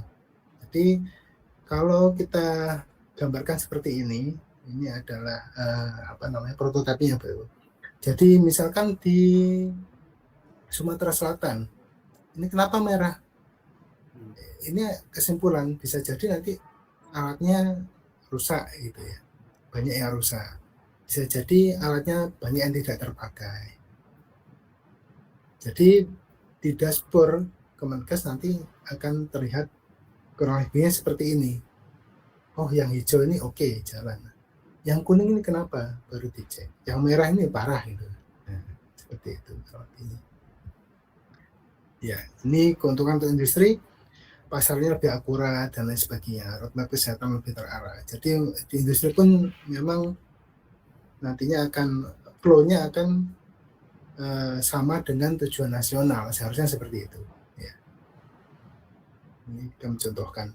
Ini untuk level nasional, kemudian untuk level provinsi juga bisa, untuk level kabupaten kota juga bisa, sampai kepada level rumah sakitnya. Ya inilah yang kami namakan interoperabilitas sistem tadi itu. Sehingga di setiap, misalkan kalau ini adalah lantai ya Bapak Ibu, di basement, kemudian lantai 1, 2, 3, 4, 5, misalnya ini ada di lantai 3. Di lantai 3 itu ada ruangan rehab medik, ada radioterapi, ada ICU, ada ranap ya, dan lain sebagainya. Kemudian di setiap ini nanti kita bisa, ketika semua interoperable, kita bisa mengontrol atau melihat daripada ketersediaannya, daripada keselamatannya, produktivitasnya juga kita bisa bisa kita pantau seperti itu. Penghematannya bagaimana, energinya seperti itu. Ya. Nah, itu mungkin nanti bisa ditarik ke prodi Bapak Ibu masing-masing yang berkaitan dengan elektronika, kemudian berkaitan dengan teknologi informasi atau teknik informatika kesehatan misalkan ya. Itu tantangan sekarang adalah interoperabilitas itu. Kalau dulunya kan mahasiswa tugas akhir atau skripsinya membuat sesuatu seperti ya. Nah, sekarang itu yang sudah dibuat sesuatu itu bagaimana saling terhubung seperti itu. Bagaimana saling interoperabilitas. Bisa enggak itu alatnya itu yang mereka gunakan interoperable dengan sistem yang lain seperti itu. Ya. Karena itu sekarang industri-industri internasional juga sudah memikirkan seperti itu, interoperable. Nah, ketika kami kemarin, dan saya dengan Pak Rino ditugaskan di INAHE kemarin itu juga kami berdiskusi dengan beberapa industri. Memang ketika mereka tidak bisa interoperable, mereka harus membuat hardware-nya itu interoperable dengan sistem yang kami sediakan seperti itu. Meskipun itu masih untuk prototyping. Ya. Tapi ketika prototypingnya berhasil, maka nanti industri tersebut akan lebih mudah mengembangkannya. Nah, seperti itu. Ya, ini jadi bisa dipantau semuanya. Ya. Nah, konsepnya seperti ini, Bapak Ibu. Mungkin ini juga bisa ambil manfaatnya. Nah, jadi konsepnya seperti ini. Kalau dulu mungkin hanya data pasien, misalkan ini dari pasien monitor ya. Dari pasien monitor ini hanya tersimpan disimpan di sini sendiri ya, kemudian di print, atau hanya pada RME ya, rekaman digital elektronik sendiri. Meskipun itu di RME-nya pun kadang manual juga ya, diambil datanya kemudian dimasukkan ke RME. Nah, sekarang ini harus ada middleware ya, atau middleware itu software yang untuk menghubungkan antara perangkat medisnya ke sistem yang lain seperti itu ya. Nah, kalau kami sebutkan ini untuk yang kemarin adalah seperti ini. Yang ini oleh PTPI, kemudian ini oleh industrinya. Nah, inilah tantangannya di sini industri. Industri mau enggak ini seperti ini? Mau tidak menyediakan middleware. Jadi mungkin bisa diambil manfaatnya dari prodi terkait di Al-Insyirah barangkali untuk pengembangan tugas akhir mahasiswa. Ini dilatih juga seperti ini. Dengan format-format ya, misalkan HL7 seperti ini, FHIR HL7 ya, nah, seperti ini. Ini kedepannya akan digunakan oleh industri internasional seperti itu. Ya, memang mereka mau gitu ya. Harus mau sih ya. Tidak mau tidak bisa interoperable dengan sistem rumah sakit maupun dengan sistem nasional. Nah, ini dari GE Healthcare kemarin mereka mau ketika kami arahkan untuk interoperabilitas, mereka mau. Jadi mereka sudah ada sistemnya, tetapi ketika sistem tersebut mendapatkan akses API yang custom, mereka belum siap. Tapi sekarang sudah mulai siap ya. Ini kan custom ya, endpoint API-nya custom. Bisa enggak itu kalau custom? Kalau bisa, oke, kita lanjut. Nah, ini mereka. Ini HL7 ya, dari pasien monitor milik GE Healthcare. Ini juga mungkin di Al-Insyirah juga sudah dipelajari ya, untuk di mahasiswanya. Jadi bagaimana data ini terbaca, kemudian terkoneksi, kemudian tersimpan di server yang lain seperti itu. Bisa interoperabilitas. Ya, seperti itu. Ya, ini berhasil mereka. Ya, mereka ini berhasil. Lebih seperti itu. Baik, saya lanjutkan lagi.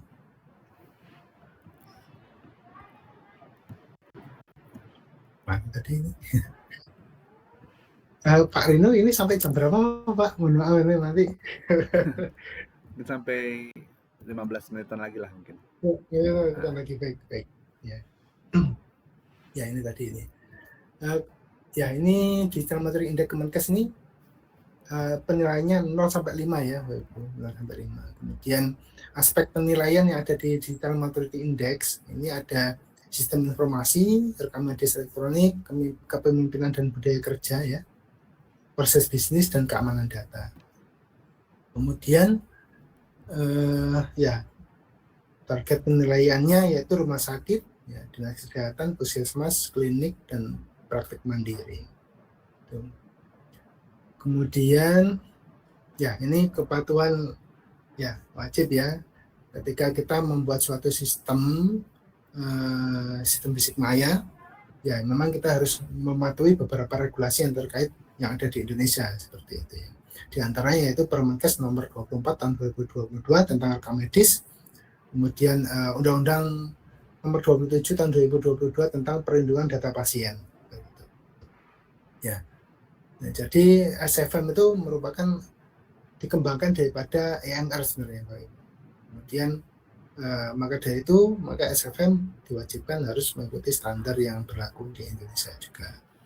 Ketika SFM itu ditarik kepada di suatu negara yang lain, maka SFM juga harusnya menyesuaikan dengan regulasi yang berlaku di negara tersebut. Seperti itu.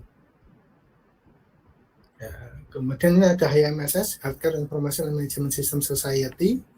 Ini ada organisasi nirlaba ya, yang kita Bapak Ibu pun juga bisa menggunakan framework ini ya untuk melakukan atau memuji atau menilai suatu maturitas suatu layanan ya di suatu rumah sakit seperti itu.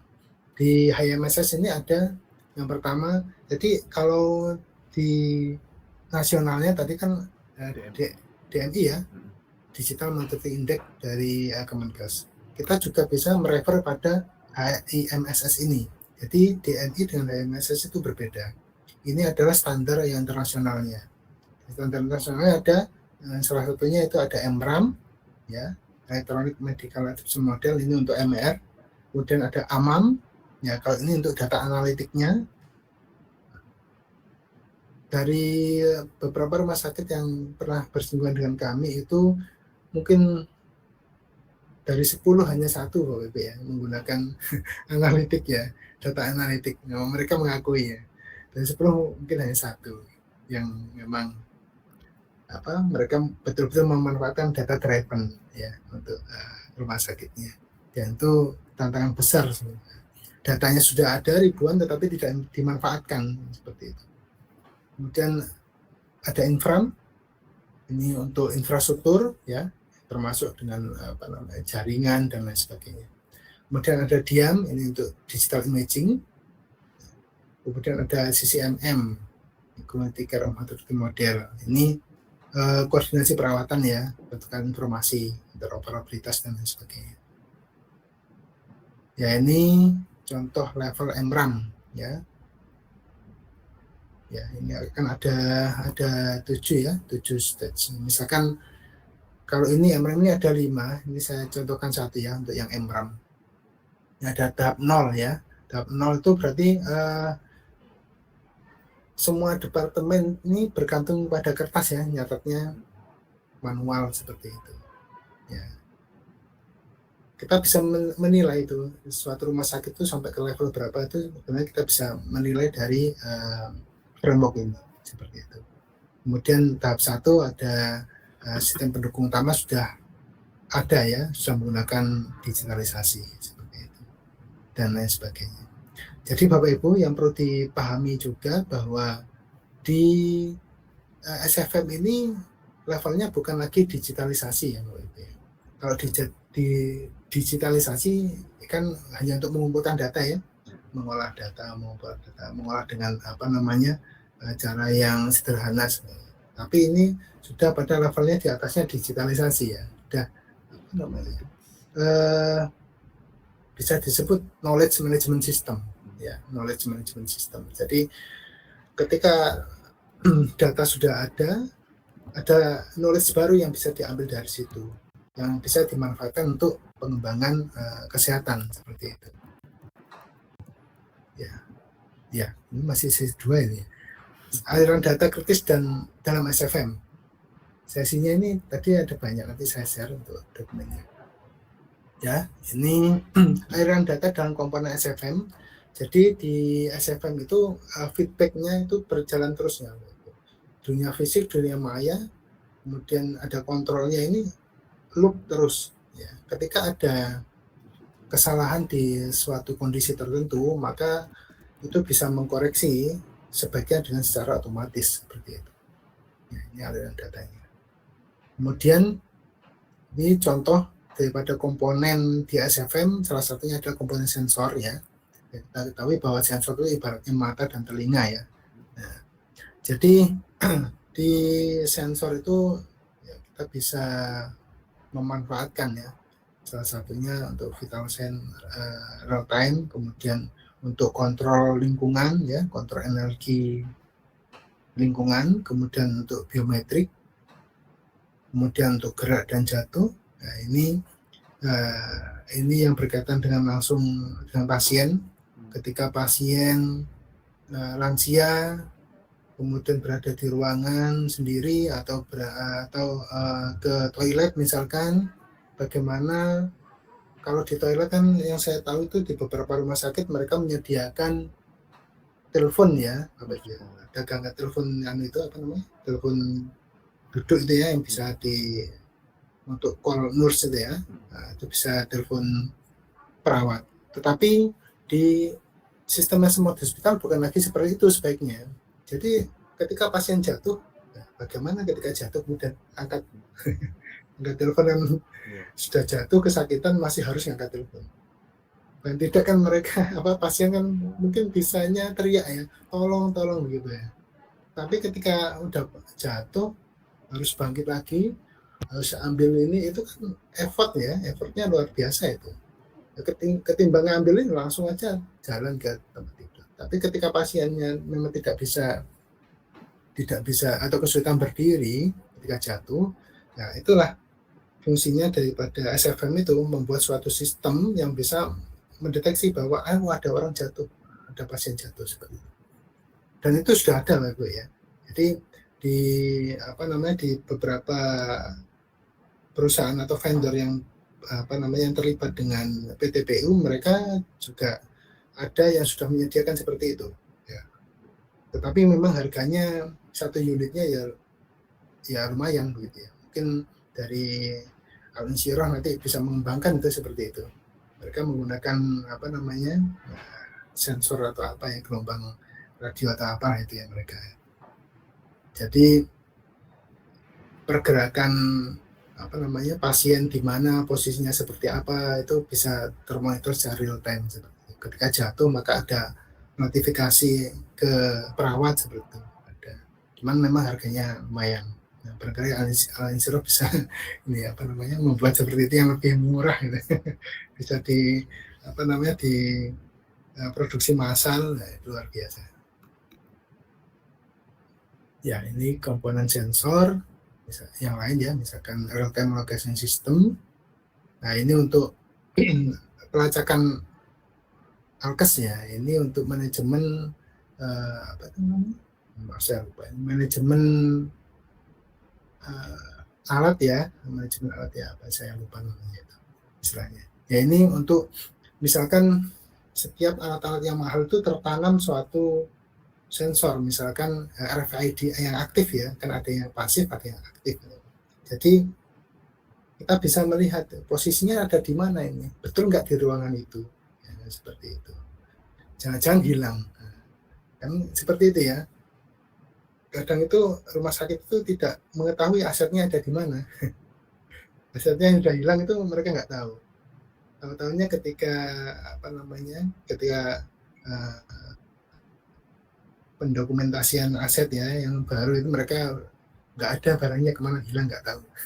Itu terjadi ya, itu terjadi di salah satu rumah sakit yang ada di Pangkal Pinang. Mungkin sudah ada beritanya itu. Saya lupa, tidak screenshot. Dulu itu ventilator ya hilang gitu. Pada waktu setelah COVID ya. Ventilatornya ada yang hilang, padahal harganya lumayan.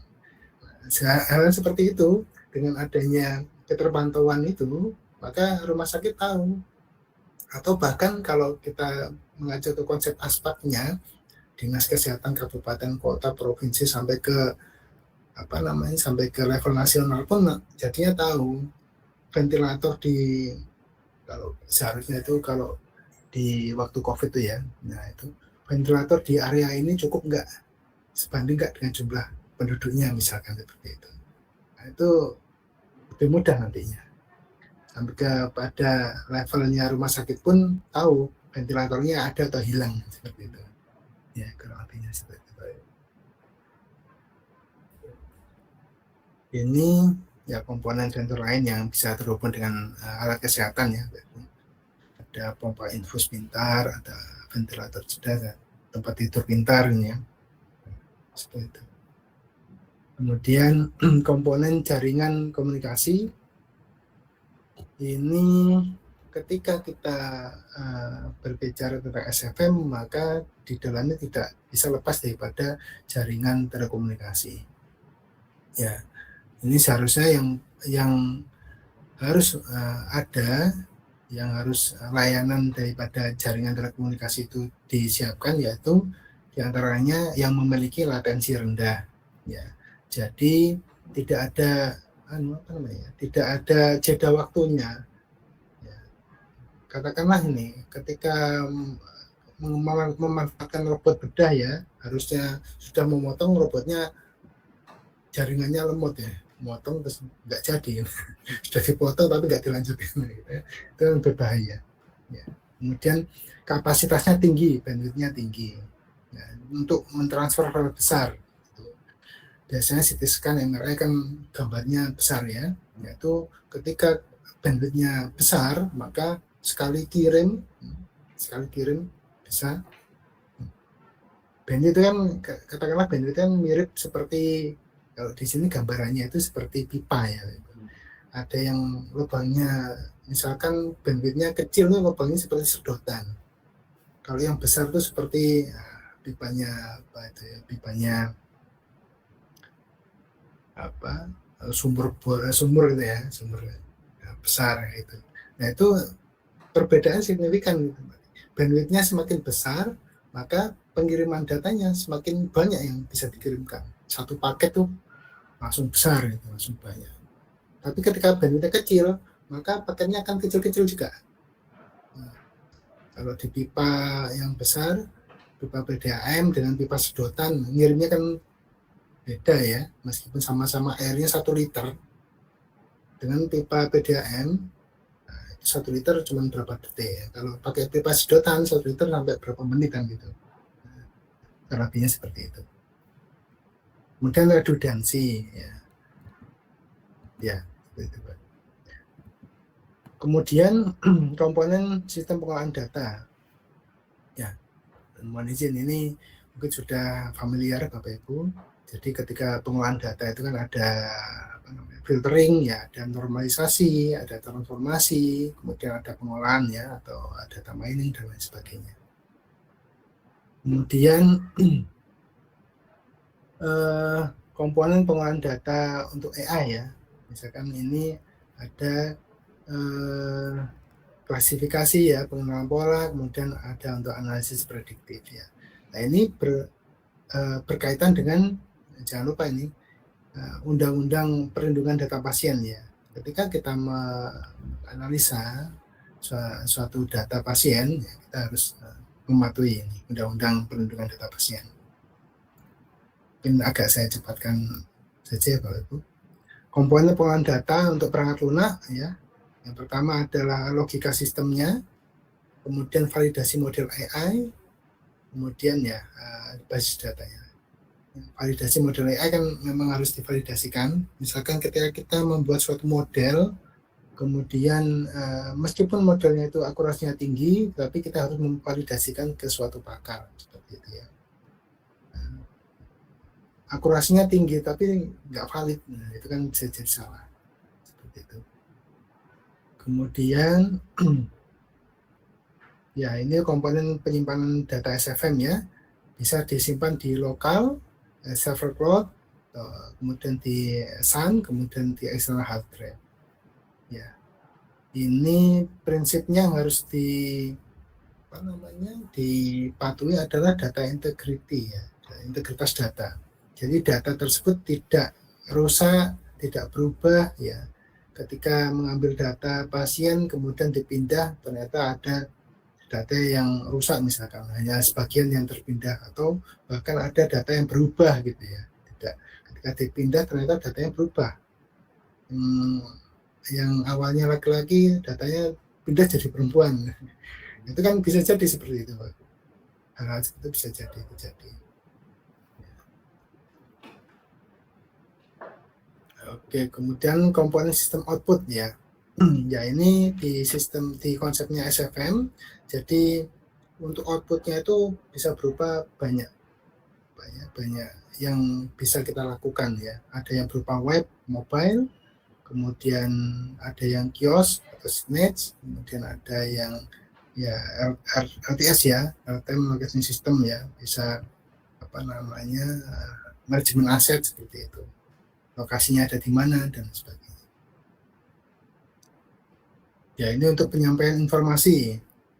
Bisa berupa augmented reality, bisa berupa virtual reality juga, bisa berupa suara. Ya, biasanya seperti ini untuk pelatihan medis ya Pak Bebe, pelatihan dokter seperti itu. Di lembaga pelatihan beberapa itu ada yang mereka menggunakan AR, VR seperti ini untuk mengenalkan. Jadi tidak hanya menggunakan kadaver, tapi juga menggunakan AR, VR seperti itu. Ya, kemudian ada komponen outputnya yang lain, diantaranya berupa notifikasi, kemudian email, news call, kemudian LED ya. Ya, ini komponen yang lain. Ya, ini komponen robotik. Ya, ada pengantar makanan, pembersih ruangan, kemudian pengamanan dan informasi. Ini yang kemarin juga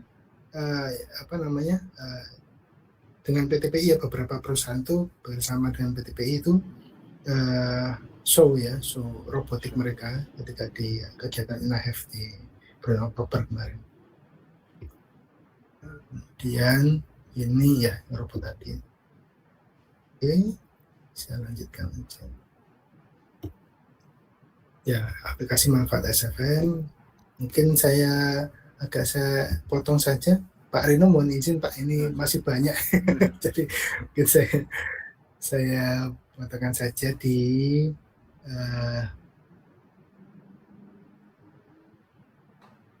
contoh implementasi. Oke, di sini ya, mohon izin Bapak Ibu. Mungkin ya aspek normatif ini ya.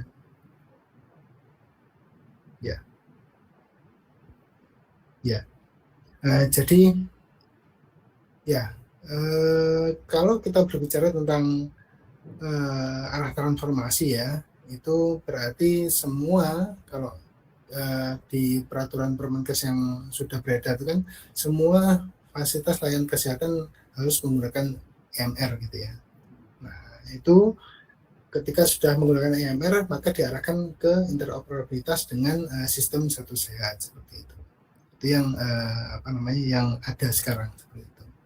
Jadi relevansinya SFM yaitu supaya dari EMR tadi itu kita bisa mendapatkan nilai DMI yang tinggi gitu ya.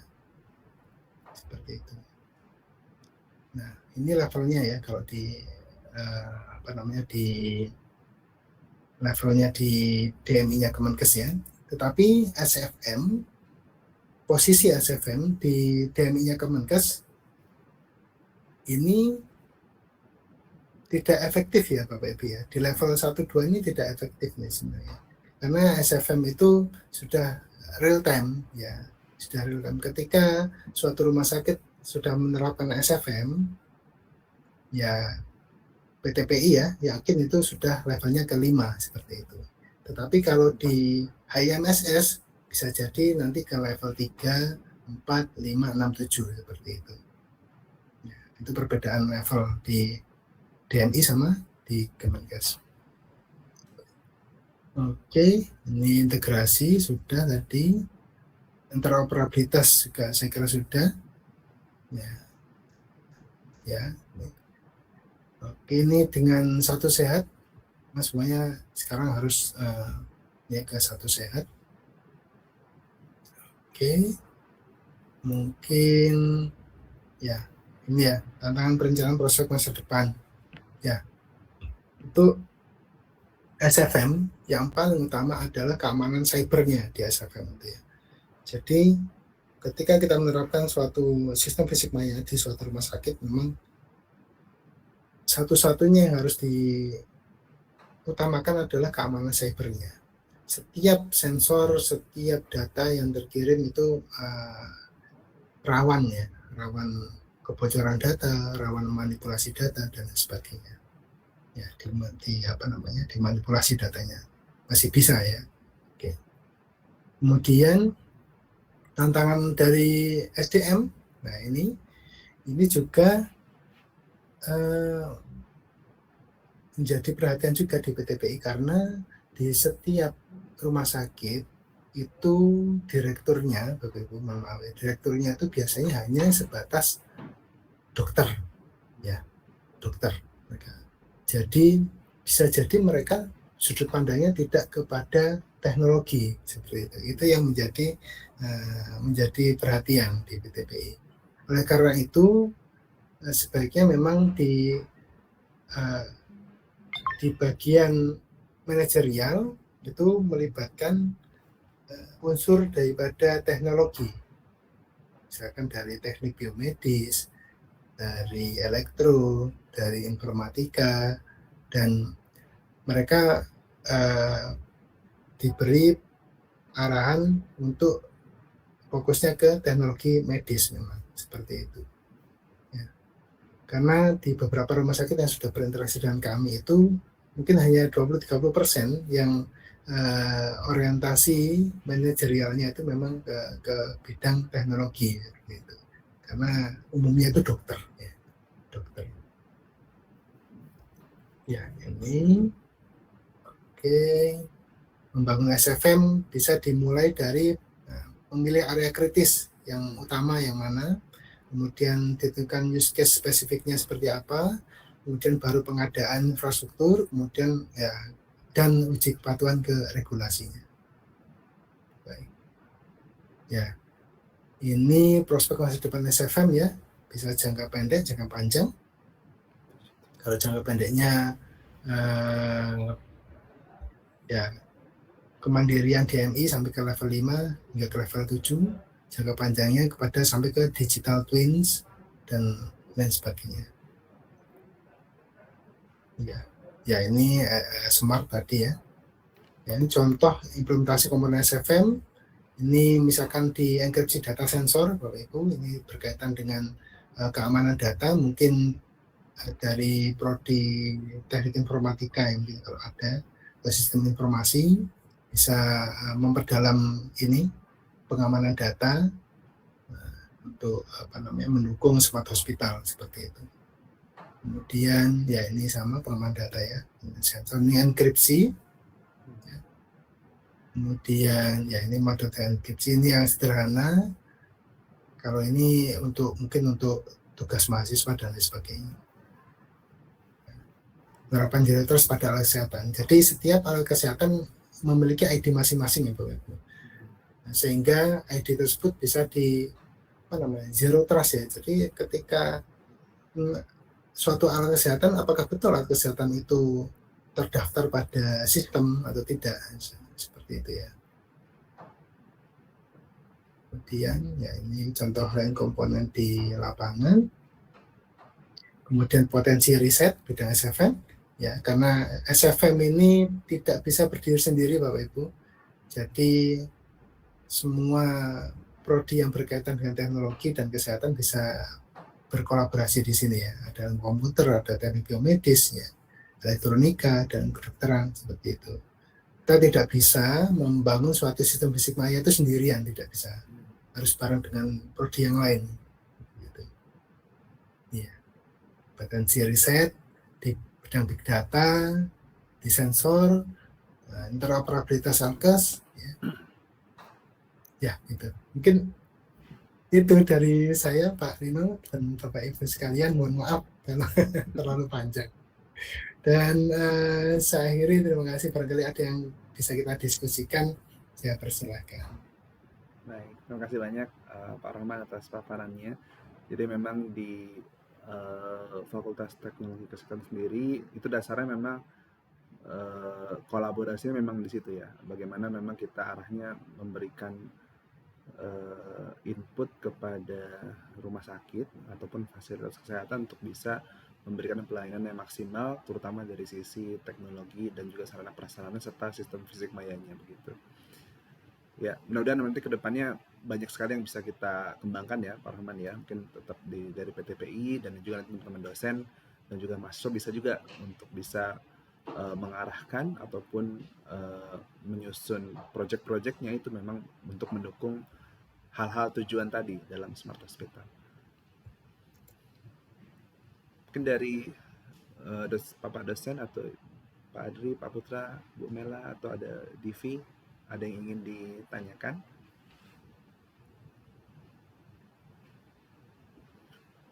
Sini Pak Putra ini bidangnya sistem pakar nih ini. Baik. Bidang ilmunya Pak Adri di jaringan kalau nggak salah ya, Pak Adri. Bu Mela di lingkungan. Divi ini mahasiswa elektromedis. Ya mungkin sebetulnya kalau memang nggak ada dari paparan tadi sebetulnya ya banyak yang bisa kita ambil ya Pak Rahman ya. Justru ini tahap mungkin pertama kali kita berdiskusi di fakultas dan PTPI, kedepannya juga mungkin bakal banyak lagi hal-hal yang bisa kita kolaborasikan. Saya sih kepikirannya sebetulnya bagaimana memang sistem itu kita sudah uji coba sebenarnya Pak Rahman ya, sebelum memang kita perlu tempat-tempat yang bisa kita lakukan inkubator ataupun eksperimen Smart Hospital ini sebetulnya. Memang saya rencanakan kalau memang kita bisa bentuk dulu ya, nanti mungkin saya dengan teman-teman di fakultas itu ya kita riset ini kita coba dulu di internal kampus begitu ya. Misalkan anggaplah kampus ini ya sebagai sumber rumah sakit kan sebetulnya kan itu bisa terintegrasi juga sebetulnya kan. Misalkan dari data-data lab kita itu kan sebenarnya ada alat-alat kesehatan, kemudian dari sisi manajemennya begitu ya, semuanya bisa terintegrasi, ada interoperabilitasnya dan menuju ke pencapaian misalkan visi ataupun balance scorecard dari kampus begitu ya. Nah itu memungkinkan ya Pak Rahman ya, untuk bisa diterapkan di kampus begitu. Iya Pak. Ya anggaplah itu kampus itu menjadi mini hospital ini. Iya betul. Gambaran dari rumah sakit. Ya Pak Putra, ada yang mau disampaikan Pak Putra? Oke, baik. Terima kasih Pak Rino atas waktunya. Izin Pak Roman, perkenalkan saya Nur Saka Putra, biasa dipanggil Putra ya Pak. Jadi kebetulan menarik pembahasan materi yang Bapak sampaikan terkait bagaimana mengolah data, kemudian sampai mengenkripsi data agar data-data pasien di rumah sakit itu bisa terkodir dengan aman ya. Mungkin ada yang ingin saya tanyakan Pak. Ya, saya nggak tahu, tapi pertanyaan seperti ini. Yang pertama, apakah rumah sakit mungkin memiliki standar terhadap keamanan data yang mengatur penggunaan enkripsi, misalnya apakah mengacu pada ISO berapa atau regulasi Kemenkes gitu. Kemudian pertanyaan yang kedua, kalau memang ada, mungkin boleh disampaikan jenis data apa saja yang wajib dienkripsi di dalam sistem informasi rumah sakit. Iya. Jadi kalau izin Pak Putra, terima kasih Pak. Kami di PTPI juga sedang menyusun Pak suatu standar nasional Indonesia ya yang berkaitan dengan Smart Hospital. Di dalamnya juga SFM masuk di dalamnya. Itu kami menggunakan merujuk ya. Jadi ketika kita menggunakan kan misalkan kita menggunakan standar ISO 901 ya, itu kan berarti kita harus menerapkan semuanya Pak. Kita menerapkan semuanya kan berarti kita harus sertifikasi ISO. Nah, ketika sertifikasi ISO itu biayanya sangat mahal sekali Pak Putra. Jadi mungkin yang bisa kita gunakan adalah pendekatan dengan ISO 901 misalkan, seperti itu. Kemudian kalau enkripsi standarnya itu memang di dunia nyata memang kita tidak bisa mengatakan bahwa metode enkripsi AES, metode enkripsi Zipper apa itu nggak bisa kita mengatakan bahwa itu adalah safety betul-betul kan Pak ya. Iya betul. Tapi yang kita bangun di dalamnya adalah suatu framework-nya Pak. Framework yang untuk bagaimana supaya data itu katakanlah menjadi lebih aman gitu. Ya, lebih aman. Kita nggak bisa mengatakan bahwa data itu pure 100% aman tidak. Menjadi lebih aman gitu. Jadi di dalam SNI itu nantinya yang kami sedang godok ini adalah bagaimana nanti yang data apa saja yang harus diamankan dengan metode apa. Kalau metode apanya sebenarnya tidak kami sebutkan, Pak. Karena nanti ketika kita menggunakan standar, kita tidak bisa menyebutkan bahwa harusnya menggunakan AS 256 atau bagaimana, itu tidak diperbolehkan. Sebatas framework, Pak Putra. Betul. Tetapi untuk data apa saja yang harus diamankan, seyogyanya memang data sensitif ya. Jadi katakanlah yang saya sampaikan tadi, misalkan KTP seperti itu kan, yang sensitif, yang kita anggap sensitif sebenarnya kan seperti tanggal lahir, alamat, kemudian nomor NIK itu ya Pak Putra ya. Tetapi seyogyanya ketika kita sudah bermain di sistem fisik maya, semuanya Pak Putra itu kita enkripsi. Tetapi juga harus dipertimbangkan juga Pak. Ketika kita mengenkripsi semuanya, maka tantangannya adalah kecepatan data nanti, kecepatan mendekripsi. Betul. Kecepatan mendekripsinya itu bagaimana seperti itu. Gitu. Itu kurang lebihnya itu Pak Putra. Jadi belum ada metode spesifik ya, misalkan pakai AS, pakai apa, itu yang memang kita kemarin juga bekerja sama dengan perusahaan yang fokusnya di security, di digital security di Jakarta sana. Mereka juga tidak mau mengatakan bahwa suatu metode enkripsi itu betul-betul menjamin keamanan, tidak bisa. Mungkin kalau lebihnya frameworknya Pak, frameworknya kita bisa mendekatkan pada ISO mungkin ya seperti itu. Kalau lebihnya itu Pak Putra. Baik Pak Roman, terima kasih Pak Roman ya. Saya juga berpikir kan, karena memang tidak ada sistem yang aman sebenarnya kan, semua bisa dibobol sebenarnya. Ini lagi bagaimana cara kita mengantisipasi aja sebenarnya. Ya betul Pak. Ya, mengantisipasi. Kayak kemarin juga ada berita nasional yang dibobol itu apa kemarin ya, yang sempat viral itu ya. Iya. Passwordnya cuma hanya kecil gitu. Kan ada ya yang bahkan password pun tidak dienkripsi waktu masuk database ya Pak Putra ya. Yang baru-baru ini loh. Iya betul. Jadi memang semuanya misalkan ya, kan kalau yang namanya manusia kan ya, ada kesempatan tuh kadang setan berbisik-bisik untuk ini diambil aja. Misalkan tugasnya database administrator ya, saya tuh punya teman bekerja di salah satu bank nasional itu, dia itu bagian database administrator. Terus saya tanya, loh berarti bisa ngambil data? Ya nggak bisa, karena memang ada level-levelnya yang boleh ngambil. Nah, ketika berada pada level tertinggi boleh ngambil database-nya, dan database-nya itu tidak terenkripsi kan dengan mudah sekali ya. Seperti yang viral-viral itu kan nama, alamat, nomor NIK semuanya itu kebuka kan. Berarti tidak enkripsian seperti itu. Itu Pak. Baik Pak Roman, terima kasih. Sama-sama. Ya, terima kasih Pak Rahman dan Pak Putra. Jadi memang masalah enkripsi data atau keamanan data itu salah satu topik yang kedepannya memang harus terus dikembangkan ya Pak Rahman ya. Juga di sini ada teman-teman dari informatika medis, itu juga salah satu tantangan dan juga bidang ilmu yang harus selalu dikembangkan. Betul. Ya. Mungkin ada lagi dari Pak Adri, mungkin ada yang mau ditanyakan Pak Adri? Nggak ada ya? Oke. Mungkin segitu saja Pak Roman ya. Kita cukupkan dulu untuk pertemuan kita pada pagi hari ini. Ya mudah-mudahan kita terus bisa keep kontak ke depannya. Lebih jauh lagi bisa kolaborasi bersama begitu ya. Mudah-mudahan memang implementasi Smart Hospital ini bisa sampai di tahap memang betul-betul diterapkan di rumah sakit di seluruh Indonesia begitu ya. Ini segitu saja. Insya Allah kita sama-sama tutup pertemuan kita pada hari ini dengan bacaan hamdalah. Alhamdulillah Rabbil Alamin. Wabillahi taufiq wal hidayah. Wassalamualaikum warahmatullahi wabarakatuh. Waalaikumsalam. Waalaikumsalam. Terima kasih Pak Rino, Ya, Pak sama-sama. Putra. Terima kasih Pak Rohman atas pemaparan Sama-sama Pak materinya. Tri, Pak Tri, Bu Mera, mari. Ya. Ya, terima kasih Pak Rohman.